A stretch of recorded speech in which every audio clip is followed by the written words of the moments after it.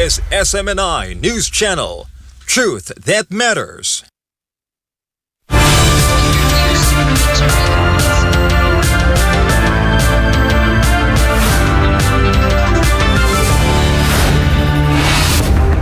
Today's headlines. The Legal Council of the Kingdom of Jesus Christ clarified the handover of guns to the CIDG last Saturday. The council also emphasized that members of the KOJC should not be treated as terrorists, for they are law-abiding citizens. Meanwhile, former President Rodrigo Duterte vows not to allow the wrongdoings of the current administration, even if it costs his own life. This follows the latest cancellation of a scheduled Maisog rally in Tacloban City this weekend. Ukraine's President Volodymyr Zelensky issued an urgent video plea for world leaders to join a peace summit in Switzerland next month. This follows a deadly Russian attack on a DIY hypermarket in Kharkiv on Saturday, killing at least 16 and injuring dozens.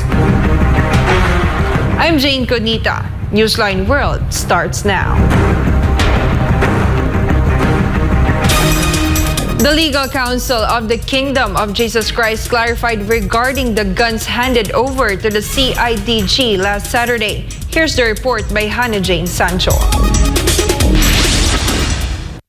Entrusted and not surrendered. This was clarified by Attorney Israelito Torreon, the Legal Counsel of the Kingdom of Jesus Christ, regarding reports released in the media. Attorney Torreon said that there was no need to surrender the guns of Tamayong Barangay Captain Crescenta Enteng, Canada. We entrusted, we would like to correct it na render natin, we entrusted for safekeeping the 21 licensed guns of Barangay Kapitan Crescente Enteng, Canada, no? Even if walang order po sa kanya, even if hindi nakansila yung kanyang LTOPF, no? Hindi po nakansila. Pero para maiwasan po natin ang mga salita-salita at mga ibang mga news items na parang sumisira sa ating imahen, the guns were turned over to Criminal Investigation and Detection Group Region 12 Chief Police Lieutenant Colonel Bernard Pagaduan and Major Edgardo Bahan. Canada, a gun collector, decided to take this action as an act of good faith. Evidence that he and the members of the Kingdom of Jesus Christ have no intention of using the guns for violence or as a basis for authorities to issue search warrants. Bakit natin ginawa ito? Ginawa natin ito to dispel the rumor that these guns are being used to sow terror or to defend Pastor Apollo Sikibuloy. Si Kapitan Crescente Canada ay licensed po na sports gun collector. 21 guns like pistols and rifles were entrusted by Canada to the CIDG. Attorney Torreon emphasized that no one filed a complaint or gave a recommendation to revoke Canada's license for the guns he owns. Attorney Torreon insisted that authorities should not treat Pastor Apollo Sikibuloy and members of the Kingdom of Jesus Christ as terrorists.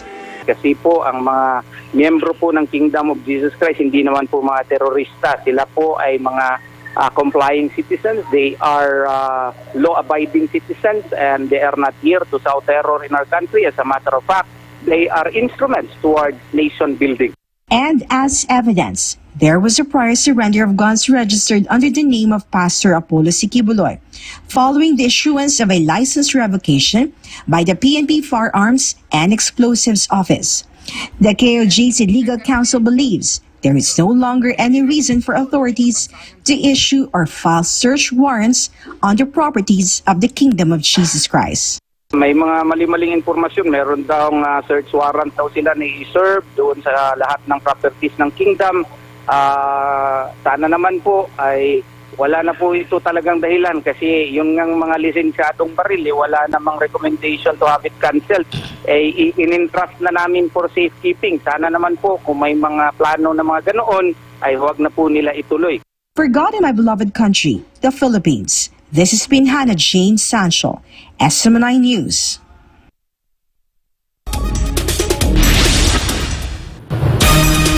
Former President Rodrigo Duterte will not allow the wrongdoings of the current administration even if it costs his own life. following the latest cancellation of a scheduled maisog rally in Tacloban City this weekend. Jayne Cognita has the report. This is the third time that the Maisog Peaceful Rally has been cancelled. It was first prevented in Malolos City, then in Bustos, Bulacan. And just this weekend, the Maisog Rally in Tacloban City Leyte was also cancelled.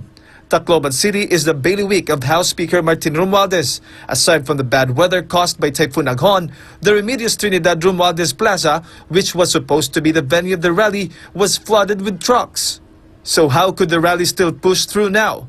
Former President Rodrigo Duterte apologized to everyone who was inconvenienced and disappointed by the incident. It cannot be denied that many wanted to join the said peaceful rally. Despite the suppression of freedom of expression, the former president insisted that he will not stop criticizing the wrongdoings of the administration. Duterte added that he will not allow the economic situation to worsen and peace and order in the country to be destroyed and be dragged into a war for the interest of foreigners. He also clarified that the point of his actions is not for personal interest, but for the welfare of every Filipino citizen. The suppression being done by the current administration on the Maisog Rally is a sad day of Philippine democracy. But he said it is also a challenge for us to prove that the country deserves it and the rights that come with it. In the end, former President Duterte said that in his more than 2 decades of service to the people, he has never prevented the conduct of rallies, which he says is a way of expressing the sentiments and grievances of the public to the government. For God and my beloved Philippines, this has been Jayne Cognita, SMNA News. A former high-ranking official of the National Housing Authority has broken his silence after President Bongbong Marcos stated that previous administrations did nothing for Yolanda rehabilitation efforts. Here's MJ Mondihar with the report.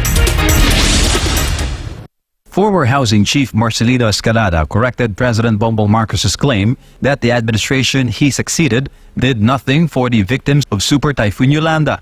President Marcos said, hindi talaga pa tayo nakapag-fully recover. Hindi pa natin masasabi nakapag-fully recover pa na tayo sa Yolanda. So that's still that all those rehabilitation, we only really started 2 years ago because nothing was done in the previous administration. Nothing was done in the administration before that. In an exclusive interview with SMNA News, Escalada, the former general manager of the National Housing Authority during the Duterte administration, stated that the president received incorrect information. In fact, under the Duterte administration, upon the leadership of former President Mayor Rudy Duterte, umabot tayo ng more or less 160,000 ang ating naipatayo. The target was to build 205,000 houses as part of the Yolanda Rehabilitation Program based on data from the Pinoy administration. Each house, including the land, cost 290,000 pesos, and the government allocated a total budget of 60 billion pesos. The Yolanda Housing Program was initially designed as a deliverable or paid program according to the Aquino government's plan. However, under the Duterte government, the housing was provided for free as the victims of Typhoon Yolanda were in dire need. So walang babayaran at walang binabayaran yung mga tao na awardees natin in the Yolanda Housing Project. And we started to distribute the titles already to them during our time. But why did President Marcos claim that the Duterte government did nothing for Yolanda victims? Where in fact, he praised President Duterte in 2017 for the government programs for typhoon victims. There was a misinformation on the part of the responsible persons giving information to our President Bongbong Marcos. According to Escalada, the Marcos Jr. government only needs to build 30,000 to 40,000 more houses to complete the Yolanda housing program, and they still have 4 years to do that. 30,000 na lang of the 205,000 target. Yun probably ang sinasabi niya na umpisahan nila. Of course, umpisahan nila because that was the time within which yung budget ng DBM was also released in 2022, 2023 at saka 2024.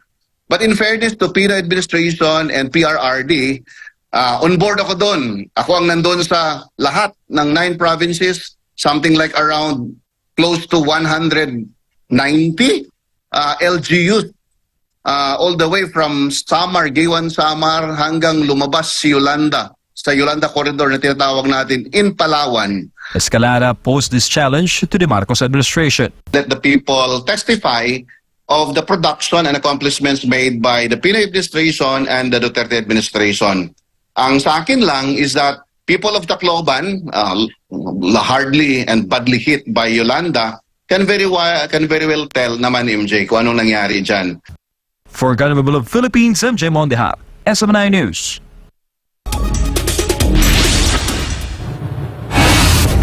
Up next, Iran-backed Hezbollah warned of potential surprise attacks on Israel as the fighting between Israel and Hamas nears its 8th month. In a bold move, Sweden has authorized Ukraine to deploy weapons against Russia as the conflict between the two nations enters its 3rd year. This decision, amidst escalating tensions and ongoing fighting, marks a significant development in the regional dynamics and has the potential to reshape the balance of power in the region. We'll be back with more news.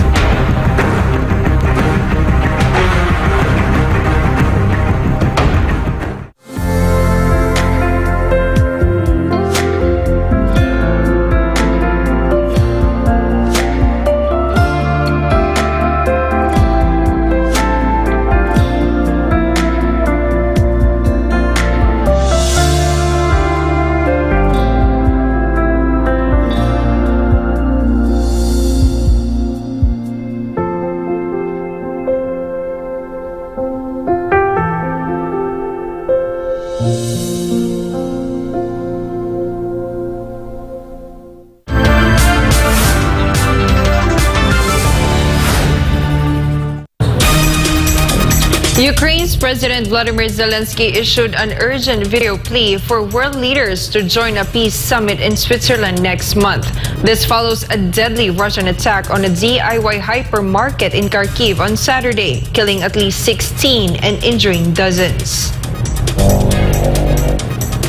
Zelensky specifically called on U.S. President Joe Biden and Chinese leader Xi Jinping to attend the summit starting June 15th, urging them to show leadership in advancing real peace.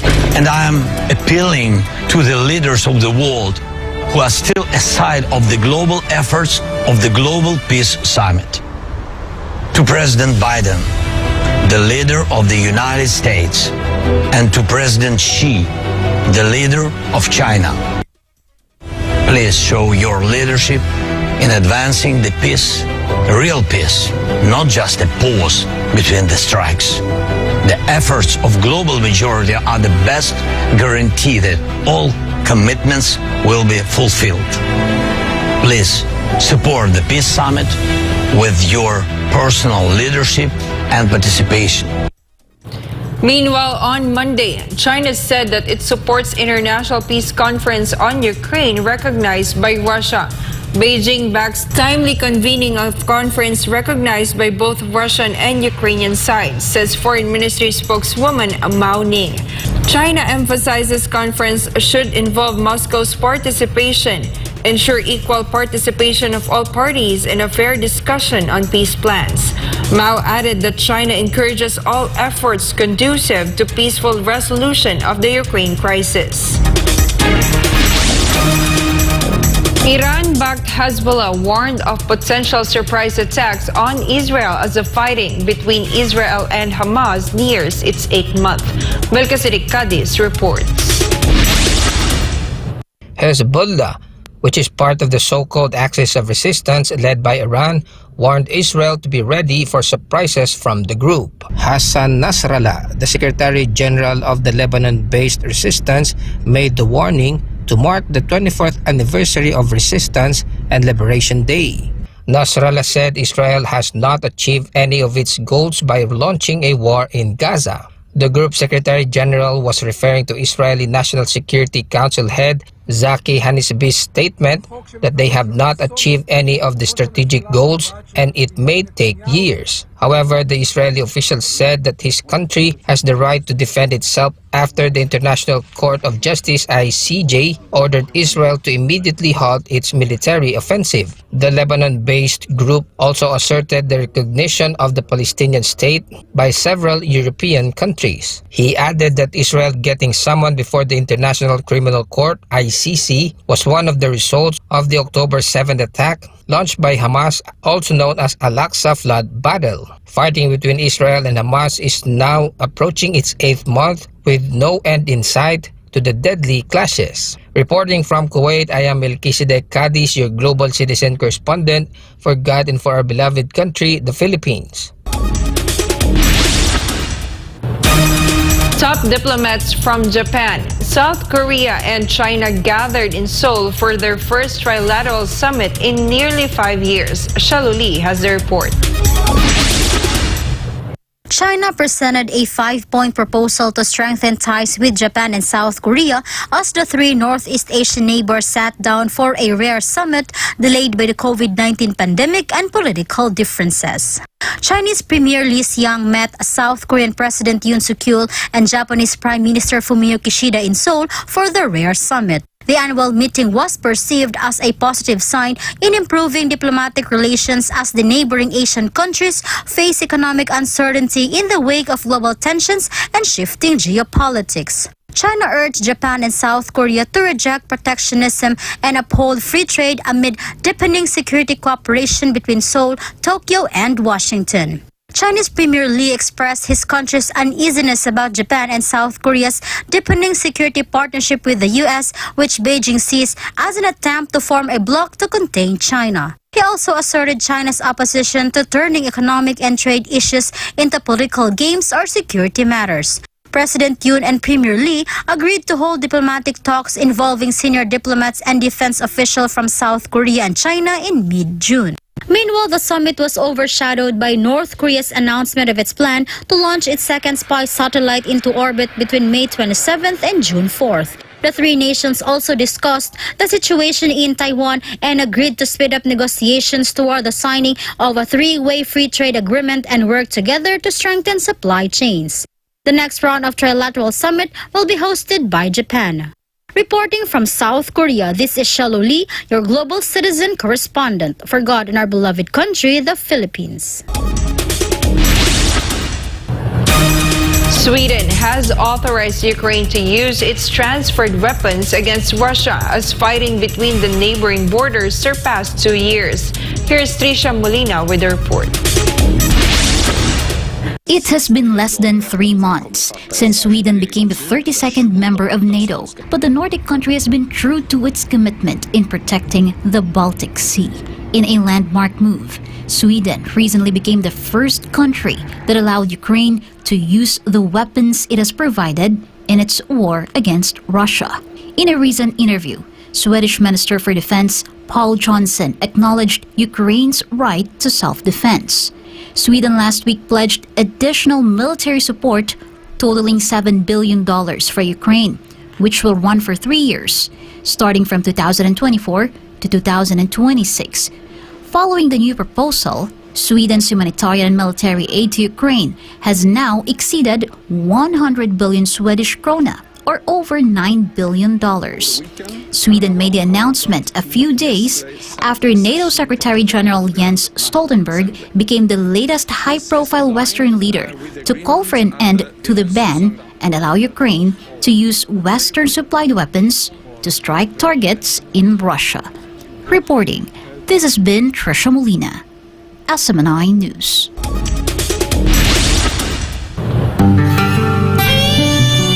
Before we end, may you be inspired with the words of the sun.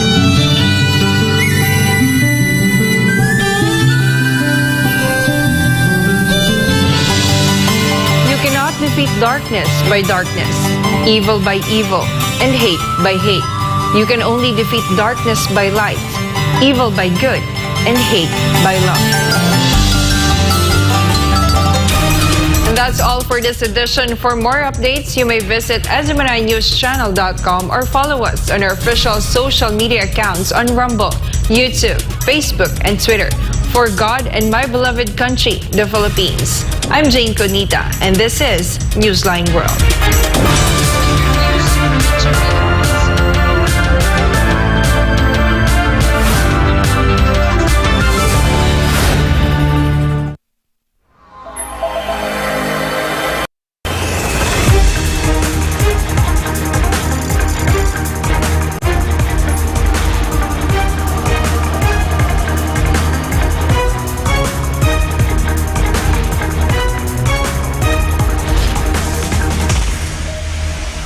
This is SMNI News Channel. Truth that matters. Subscribe to SMNI News Channel and turn on the notification bell to keep you up to date. Also visit our official social media accounts and join our community on Viber and Telegram.